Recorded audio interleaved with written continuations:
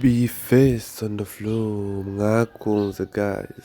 Say bye guys. Arigiri guys. So, be face na moken cyangwa mbona wataka neza.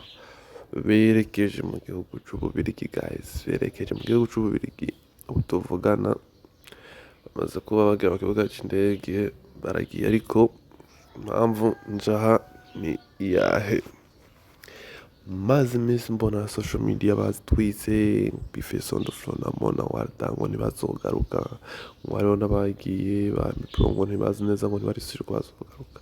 You guys remember yuko be face amaze kuja Australia kabiri agaruka, kandi ni kimwe mu bihugu buri muntu wese aba yipfuza ko yogenda kubamwo kandi na visa zaho zigora, ariko be face on the floor aragenda akagaruka. Kuvuga rero ngo agiye kwita show ngaho onye Blastoz amangwacha kuma. You guys, ivyo bintu murumva vyubaho guys? Hamwe abantu nyene mutuma n'ibintu abantu biyumvira nabi abantu. Guys, be face on the floor umukozi mwiza, umuririmbyi mwiza, afise na business akorera ngaha guys. Keneye kugendayo yogenda, yosaba visa atagiye ku bwasho akagenda akagaruka. So rero I don't think about ivyo bintu kabisa, mubikure mu mitwe yanyu, mureke no kubiyumvira nabi kubera kurumva Monna walda we ntwinda kumuvuga ko guys. Murabizi ivyo mubayeho mubizi guys.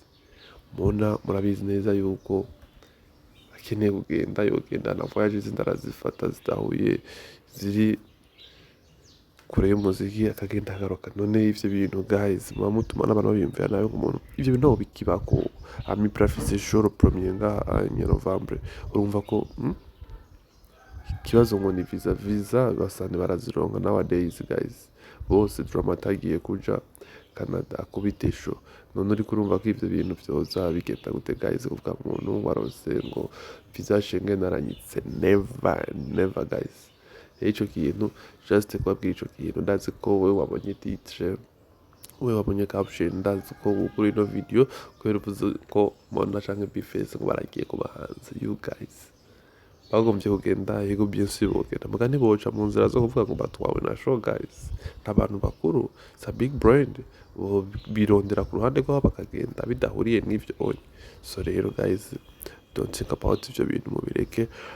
Ndakwibutsa yuko as soon as possible tugomba kurara tukwije 1k subscribers, kandi guys muriko murabikora, muri abantu badanje mu vyumve guys. So make sure wakaza subscribe imbere rya mbere ukaze kuri video, hama dusubire mu zindi exclusive mu musanzwe mumeze kuri mic kumwe muri kumwe na MC B Black turakantre original voice the way 257 the master, the teacher aka the vibe killer. You already know dusubire handi.